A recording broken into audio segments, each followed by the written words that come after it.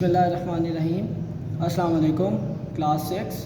आज हम लोग का लेक्चर नंबर 2 है, जिसमें हम लोग एक्सरसाइज 1B और एक्सरसाइज 1C करेंगे। एक्सरसाइज 1B का क्वेश्चन नंबर 1 के अंदर हमें ये कहा गया है कि right following sets in tabular form. तो आपको मैंने लास्ट टाइम भी बताया था और अब मैं फिर इस बात को रिवाइज़ कर रहा हूँ कि टेबुलर फॉर्म का मतलब है कि जो सेट्स होते हैं उनको एलिमेंट्स की फॉर्म में लिखना होता है। तो सबसे पहला जो मेरे पास क्वेश्चन है उसमें लिखा हुआ है m is equal to x. ये जो डबल डॉट है इसको पढ़ते हैं सच दैट। क्या पढ़ते हैं? सच that x is the name of president of Pakistan. तो उसने ये कहा कि आप ऐसा सेट बनाएं जिसके अंदर पाकिस्तान के जो प्रेसिडेंट हैं, यानी कि जितने भी सदर हैं, उनका नाम आ जाए। तो हमारे पास नेम्स तो काफ़ी सारे हैं ना, तो मैंने काफ़ी सारे लिख भी दिए, लेकिन इसके लिए मैं आपको एंड में एक आसान तरीका बताऊंगा। फ़िलहाल मैं नेम्स रीड कर रहा हूँ। आरिफ अलवी, ममनून हुसैन, आसिफ अली, परवेज़ मुशर्रफ, रफ़ीक तागड़, फ़ारूक लेगाड़ी, ग़ुलाम इसहाक, ज़ियाउल हक, फ़ज़ल इलाही। अब आप लोगों ने जब नीट कॉपी पे करना है, आप लोगों ने ऐसा करना है जिस पे मैं टिक लगा रहा हूँ। फर्स्ट 2 नेम्स लिख दिए, ठीक है, यहाँ तक। उसके बाद आप लोगों ने डॉट डॉट डाल देने हैं। डॉट डॉट डालने के बाद जस्ट आप लोगों ने लास्ट 2 नेम्स लिख देने हैं, तो दरमियान के उसके अंदर ही कवर हो जाएंगे। आप लोगों को ये सारे नेम्स लिखने की ज़रूरत नहीं है, ये मैंने सिर्फ आपको समझाने के लिए लिखे, ठीक है। आप लोगों ने क्या करना है, आई वुड रिपीट, आप लोगों ने फर्स्ट 2 नेम्स लिखने हैं, दरमियान में ये देखें, यहाँ पर मैं आपको मिसाल के तौर पे समझा देता हूँ। आप लोगों ने ऐसे लिख देना है, m is equal to, for example मैं कोई से 2 नेम्स लिख देता हूँ। आसिफ अली लिख देता हूँ, आसिफ अली, ठीक है। साथ में लिख देता हूँ परवेज़, परवेज़ में PER, परवेज़ मुशर्रफ। अब आप लोग सारे नेम्स मत लिखें, ये डॉट डॉट डाल दिए और जो लास्ट में कोई से 2 नेम्स लिख दें। फॉर एग्ज़ाम्पल फ़ज़ल इलाही लिख दिया, ठीक है, और इसके अलावा साथ आप लोग लिख दें ज़ियाउल हक लिख दें। तो इस तरतीब से आप लोग लिख सकते हैं, और कोशिश यही कीजिएगा जो इनके नेम का फर्स्ट लेटर है वो कैपिटल आए, क्योंकि नाम जो है एक प्रॉपर नाउन है, तो उनको कैपिटल लेटर्स में लिखना चाहिए। आगे बढ़ते हैं। पार्ट नंबर 2 में वो कह रहा है n is equal to x such that x is a counting number less than 6। अब काउंटिंग नंबर्स के हवाले से पहले भी बात हुई थी कि जो हम नॉर्मल काउंटिंग करते हैं 1 से लेके 1 2 3 4 अप टू 7, तो उसने कहा कि 6 से नीचे नीचे काउंटिंग नंबर्स लिख दें, वो मैंने लिख दी। n is equal to 1 2 3 4 5। Clear है?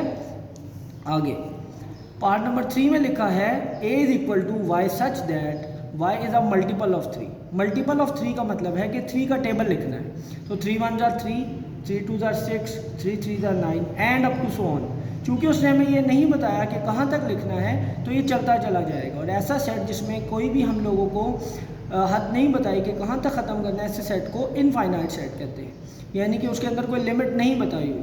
अब देखिए यहाँ पे तो लिमिट दी हुई थी उसने कि 5 तक लिखना है, यानी कि 6 से छोटे छोटे। तो ये एक फाइनाइट सेट था, और जिसमें कोई लिमिट नहीं दी हुई, ठीक है, अनलिमिटेड एलिमेंट्स हैं, तो वो एक इनफाइनाइट सेट होगा। 4th पार्ट में देखें, लिखा है b is equal to n such that n is an even number less than 10। आप इवन नंबर लिखें जो कि 10 से नीचे नीचे है। तो इवन नंबर जो आपके पास आ जाएंगे आप 2 4 6 एंड 8, ठीक है, जो कि 2 के टेबल पे आते हैं, वो सारे के सारे इवन नंबर्स होंगे, और 10 से नीचे नीचे हमने लिख दिए। नेक्स्ट पार्ट नंबर 5 में वो कहता है c is equal to x such that x is a number divisible by 3। कहता है ऐसे नंबर लिखें जो 3 के टेबल पर आए एंड लेस देन 20, और 20 से छोटे हों। तो 3 1 ज़ा 3, 3 2 ज़ा 6, 3 3 ज़ा 9, 3 4 ज़ा 12, 3 5 ज़ा 15 एंड 3 6 ज़ा 18। अब हम अगला नहीं लिख सकते क्योंकि वो 21 आ जाएगा। उसने कहा है 20 से नीचे नीचे लिखें।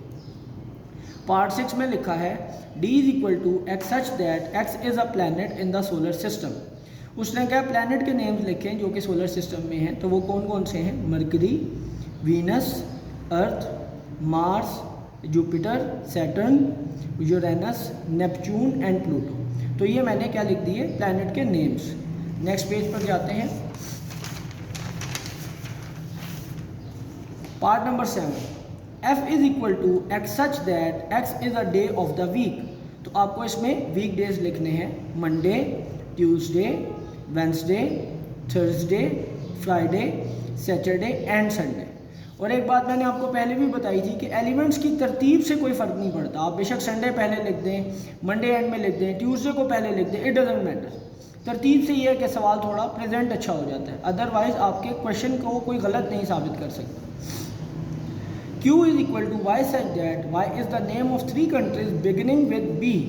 कहता है ऐसे नेम लिखें ऐसे ममालिक के जो कि बी से शुरू होते हैं। तो सबसे पहले मैंने लिख दिया भूटान, बांग्लादेश एंड बेल्जियम। चूँकि उसने 3 कहा था इसलिए मैंने सिर्फ 3 लिखे।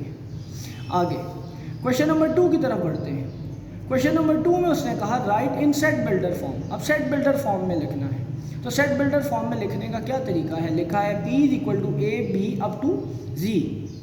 इसको लिखने का तरीका है, सबसे पहले आप एक वेरिएबल लिखें x सच दैट, ये जो 2 डॉट्स होते हैं इसको आप सच दैट पढ़ते हो, x is a letter of English alphabet, ठीक है। नेक्स्ट आप इधर x की जगह y भी लिख सकते हैं, z भी लिख सकते हैं, कुछ भी लिख लें, इससे कोई फ़र्क नहीं पड़ता। आगे q is equal to 2 4 6 up to so on. तो आप क्या लिखेंगे, y such that y is an even number. क्योंकि इसमें ये नहीं बताया गया कि इवन नंबर कहाँ तक आने हैं, इसलिए हमने सिर्फ लिख दिया even number. Next r is equal to 1 3 5 up to 9। तो ये क्या आ जाएगा, x such that x is an odd number less than 10। Odd numbers क्या होते हैं, 1 से स्टार्ट होते हैं और उसके अंदर आप 2 प्लस करते जाएं। जिस तरह 2 प्लस करते रहेंगे तो नेक्स्ट ऑड नंबर आता चला जाएगा और ये 2 के टेबल पर डिवाइड नहीं होते। s is equal to jasmine, carnation and sunflower, ठीक है, और अप टू सो ऑन। तो ये क्या है, फ्लावर्स के नेम है। तो हमने लिखा x is equal to y such that y is the name of a flower. आगे t इज इक्वल टू क्या है, जनवरी, जून एंड जुलाई। आप देख सकते हैं ये नेम ऑफ मंथ्स है, और कौन से नेम ऑफ मंथ्स हैं, जो कि J से शुरू हो रहे हैं, ठीक है। x such that x is the name of a month beginning with J। m is equal to 2। तो इसको कैसे लिखेंगे, x such that x is the smallest even number. ये एक सबसे छोटा इवन नंबर है। आगे v is equal to cat, tiger and lion. तो इसको कैसे पढ़ेंगे, z। देखिए यहाँ पे मैंने अब z यूज़ किया है, कहीं x यूज़ किया, कहीं y यूज़ किया, कहीं z यूज़ किया, तो इससे कोई फ़र्क नहीं पड़ता। आप कोई और वेरिएबल भी यूज़ कर सकते हैं। z such that z is the 3 animals belonging to feline family. ये कैट, टाइगर, लायन, इनको फेलाइन फैमिली कहते हैं। नेक्स्ट पार्ट नंबर 8 में लिखा है x is equal to cake, biscuit and pastry. तो ये क्या है, बेकरी आइटम्स। इसको कैसे लिखेंगे, x is equal to y such that y is 3 type of baked sweets. Next a is equal to 4 8 12 16। तो आप लोग देख सकते हैं ये 4 का टेबल चल रहा है, तो इसको हम लिख देंगे x such that x is multiple of 4। इसी तरह का लास्ट पार्ट है इसका, ये मैंने आपके लिए छोड़ा, ये आप लोगों को खुद से करना है। डू योर सेल्फ का मतलब कि ये आप लोग खुद से करेंगे, ठीक है, क्योंकि ये बिल्कुल सेम एज इट इज़ है, आसान है। 11 पार्ट में देखें, लिखा है e is equal to 21 28 35 42 and 49। तो आप देखें ये सारे नंबर 7 के टेबल पे डिवाइड होते हैं। x such that x is multiple of 7 between 20 and 50, यानी 20 और 50 के दरमियान जितने भी 7 के मल्टीपल्स हैं वो सारे के सारे हमने लिख दिए। Next n is equal to 6 12 and 18। तो ये क्या बनेगा, x such that x is first 3। यहाँ पे मैंने थोड़ा सा ऊपर करके लिख दिया, फर्स्ट 3 मल्टीपल ऑफ 6, ये 6 के मल्टीपल हैं। इस एक्सरसाइज का क्वेश्चन नंबर जो 3 है वो आप लोग खुद से करेंगे, ठीक है। आप लोगों को उसमें भी सेट बिल्डर टेबुलर फॉर्म में लिखना है, ये आप लोग देख सकते हैं। Right the following sets in tabular form. तो टेबुलर फॉर्म से रिलेटेड क्वेश्चंस मैंने आपको पहले भी करवाए हैं, तो ये आप लोगों का होमवर्क है, ठीक है। अब हम आगे बढ़ते हैं अपनी एक्सरसाइज 1C की तरफ, जो कि वेन डायग्राम से रिलेटेड है। तो सबसे पहले वेन डायग्राम को समझ लेते हैं कि ये है क्या। वेन डायग्राम की डेफिनेशन है, Venn diagrams a set can be represented by a Venn diagram. कहता है जो आपका सेट है उसको आप वेन डायग्राम के थ्रू भी रिप्रेजेंट कर सकते हैं। A Venn diagram is a pictorial representation of a set. कहता है ये सेट को इस तरह प्रेजेंट करते हैं, यानी जिसमें आपके पास पिक्चर आ जाती है एक इमेज की फॉर्म में। इसको देखते हैं आगे। The Venn diagram is named after John when.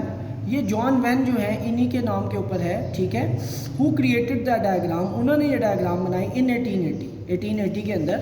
It is a diagram for sets, ये सेट्स के लिए है, which shows all possible relation, जो कि सारे के सारे पॉसिबल रिलेशन शो करेगी between a certain number of sets in the collection.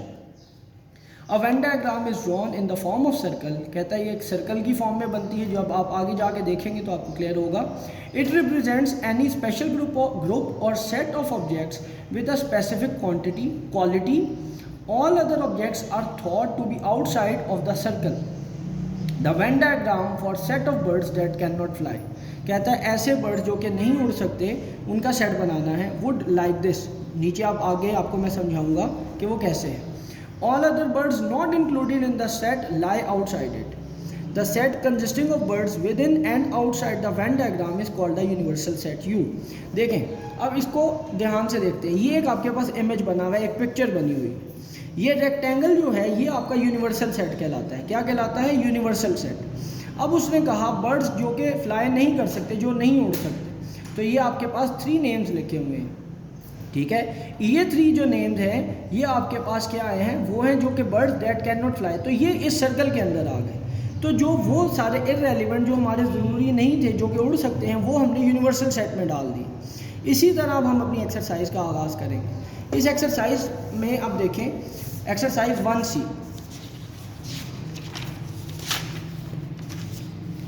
अब आप देखें एक्सरसाइज 1C के अंदर उसने कहा draw a Venn diagram for following sets.